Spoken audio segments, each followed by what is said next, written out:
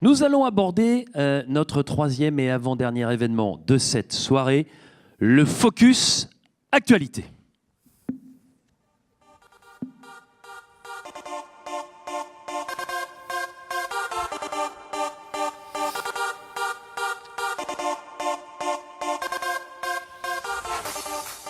Alors, je vais vous expliquer rapidement le concept et c'est Benoît qui sera le professeur dans cette histoire. On a tous passé des oraux, hein.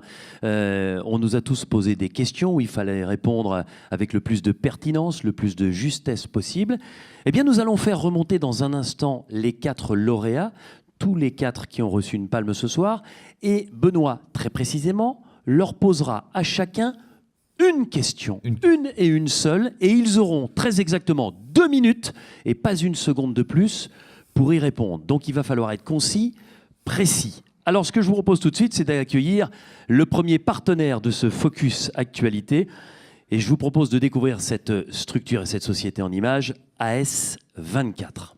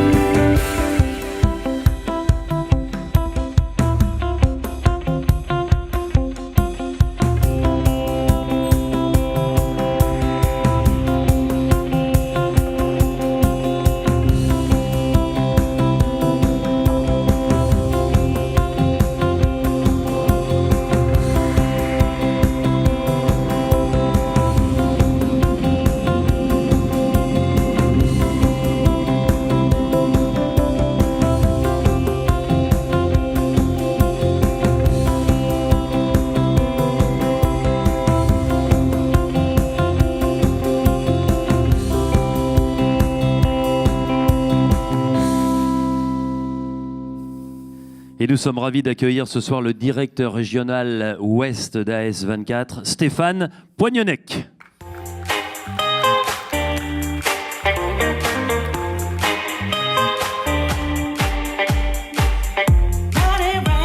Bonsoir Stéphane. Bonsoir Denis, bonsoir à tous. Merci d'être avec nous. Alors vous êtes un acteur européen majeur du transport et de la mobilité. Est-ce que vous pouvez nous préciser comment finalement vous accompagnez au quotidien vos clients ? Alors tout d'abord, en maintenant un développement réseau toujours permanent, ainsi que la modernisation de certains de nos sites. Aujourd'hui, AS24, c'est 800 stations au périmètre de l'Europe, avec 18 stations créées sur l'année 2016. Vous renforcez également votre offre péage. Est-ce que vous pouvez nous en dire un petit peu plus ce soir ? C'est le moment.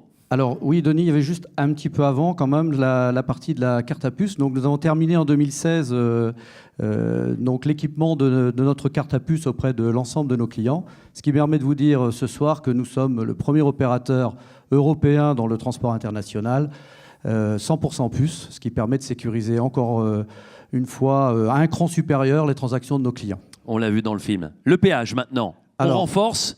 Comment ? Oui, alors le péage pour l'année 2017 va être important parce que nous allons sortir notre premier boîtier interopérable satellitaire, donc véritable colonne vertébrale de notre service péage, donc qui pourra embarquer tous les péages européens, notamment France, France, Espagne, Portugal, également la taxe belge et à l'aube de l'année 2018, le futur péage allemand. AS24, c'est aussi des perspectives pour cette année 2017. Quelles sont-elles ? Alors oui, 2017 démarre fort puisque nous allons inaugurer le 5 avril prochain notre première station GNC, donc le gaz naturel compressé. Et demain, donc, nous allons aussi, et je vous invite tous à venir nous rejoindre, une conférence qui sera donnée par Total sur ses ambitions dans ce secteur. Voilà, donc demain sur le salon SITL. Stéphane, vous restez avec nous parce que je vous propose tout de suite une photo avec les 4 lauréats de Palme ce soir qui vont nous rejoindre. Frédéric Diegidio, Philippe Doumen, Christophe Charbonnier et Thierry Van Lembroek. Je vous demande de revenir ici sur la scène de la Cité du Cinéma.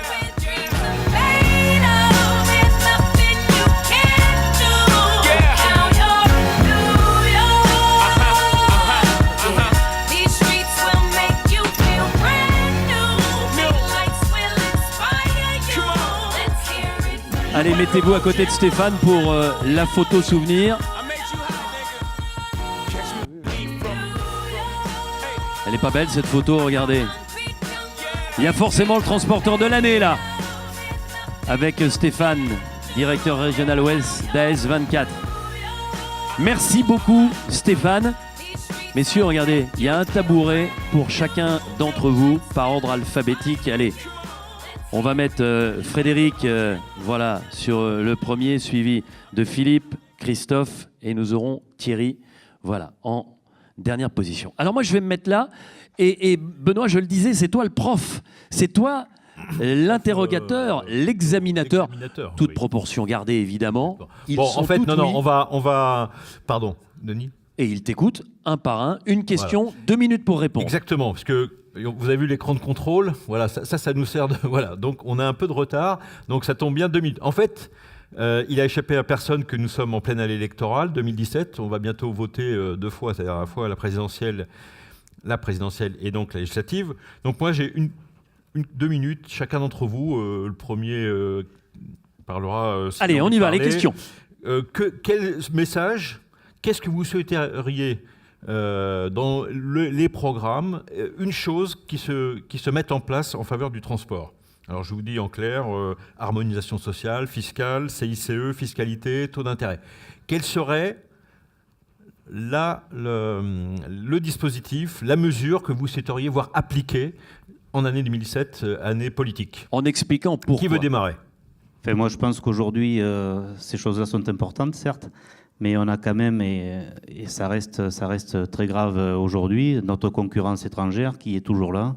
On parle souvent de ces petits camions qui restent près des grandes surfaces ou, je dirais, des McDonald's pour pouvoir récupérer la Wi-Fi pour prendre les ordres. Donc, c'est vrai que l'harmonisation, c'est une chose, mais il faut aussi penser à cette concurrence déloyale qui, aujourd'hui, nous fait énormément de mal. Donc, c'est-à-dire quoi? Plus de contrôle? Voilà, plus de contrôle. Est-ce qu'aujourd'hui, on est capable de le faire? J'en doute. Vous n'êtes pas sûr? J'en doute.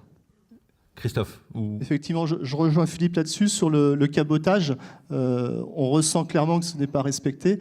Ça nous fait beaucoup de mal quand on est transporteur, peut-être moins quand on est commissionnaire. Donc il y a vraiment quelque chose à faire à ce niveau-là en termes de contrôle. Pour moi, l'harmonisation sociale qui est près de la Belgique est d'une grande importance, parce que je crois que c'est là où se situe le gros problème. Donc il faut absolument que ça puisse se mettre en place. Frédéric? Alors moi je pense que depuis quelques années, nos gouvernants, qui soient de droite ou de gauche, je ne rentre pas dans le débat, passent leur temps à essayer d'empêcher les autres de travailler, que ce soit la loi sur le cabotage ou la loi Macron sur le détachement. Moi, ce que j'aimerais, c'est qu'on nous rende compétitifs, parce que vu notre poste central en Europe, je crois que personne ne pourrait être concurrentiel plus que nous si on était compétitif. Donc je pense que pour moi, la concurrence, j'ai toujours bien aimé. Les gens en Europe de l'Est ont faim, comme les Italiens ont eu faim il y a quelques années. Donc pour moi, c'est une connotation particulière.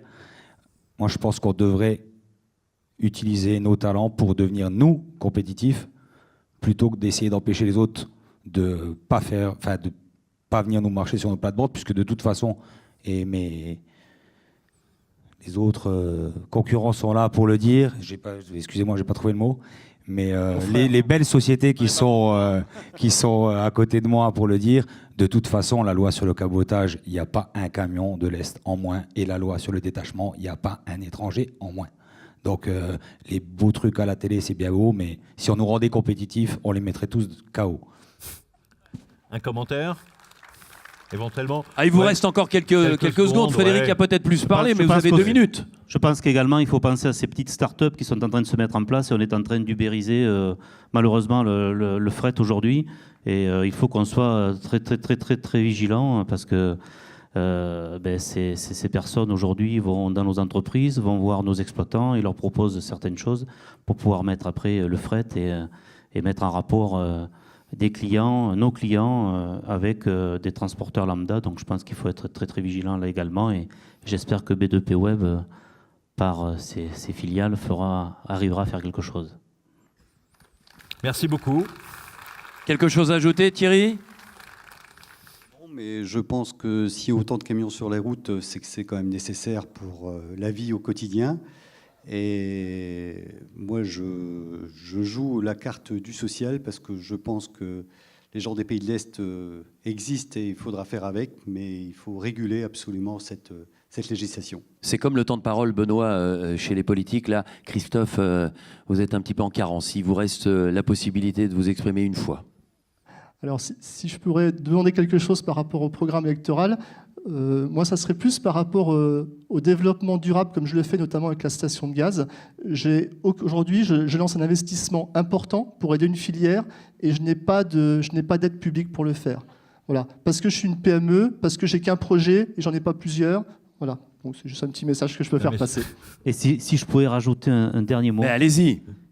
Il faut absolument qu'on ait de grosses actions au niveau de la formation de nos chauffeurs parce que nous ne trouvons plus de conducteurs routiers.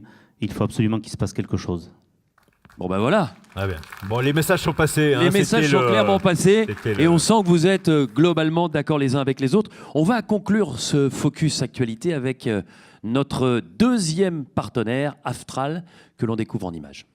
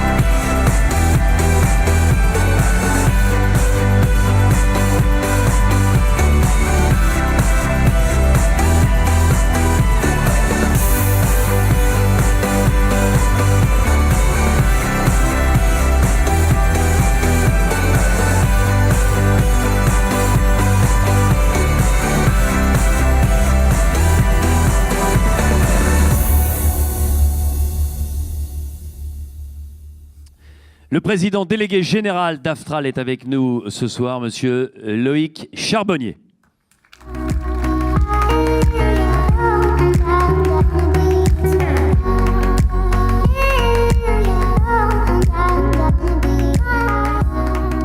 Bonsoir Loïc.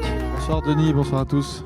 Première question, c'est quoi la valeur ajoutée des écoles Istelli par rapport à d'autres formations supérieures, transport et logistique ? Je crois qu'avec nos candidats aujourd'hui, on voit bien que le transport, c'est un métier qui permet de faire des carrières, d'évoluer dans le métier. Et les écoles sont là pour accompagner tous les jeunes et les moins jeunes qui s'orientent vers les métiers de l'encadrement, de l'exploitation, des douanes, etc. Et voilà, donc simplement le film rappelait bien qu'on est partout en France. C'est un réseau de 10 000 anciens élèves et ces 600 professionnels que je remercie vraiment particulièrement pour leur implication et qui permettent aujourd'hui d'avoir plus de 95% des élèves qui sortent de l'école qui sont directement embauchés par vos entreprises. Alors là, vous parlez de formation, mais vous ne faites pas que ça. Vous participez également au recrutement dans les entreprises. Tout à l'heure, la perche a été tendue. Effectivement, aujourd'hui, on voit qu'il y a vraiment des besoins importants de recrutement de conducteurs. Et Aftral, aujourd'hui, déploie plus d'une 50aine de collaborateurs sur tout le territoire, dans les villes, dans les campagnes, pour aller chercher les candidats avec tous les acteurs de l'emploi, bien sûr, au plan local. On va les chercher, on va leur faire passer les tests, on va les faire rencontrer les entreprises, on va organiser des job dating. On va aller chercher les financements, et je remercie l'OPCA Transport, je sais qu'il est présent ce soir ici, pour vous offrir les meilleures solutions de financement. On va les amener dans des formations professionnalisantes, là aussi vraiment très très proches du métier, pour que derrière vous ayez un maximum d'insertion avec tous ces candidats. Alors l'évolution montre que les sociétés de transport, mais pas uniquement, mais on parle de ça ce soir, doivent être de plus en plus éco-responsables. Comment Aftral répond à ces enjeux ? Oui, enjeu de société, enjeu économique aussi, enjeu de responsabilité.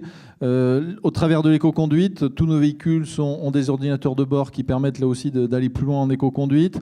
La prévention des risques professionnels dans l'entreprise, les gestes de premier secours, tout ça sont des éléments qui vous intéressent et qu'on essaie bien sûr de développer.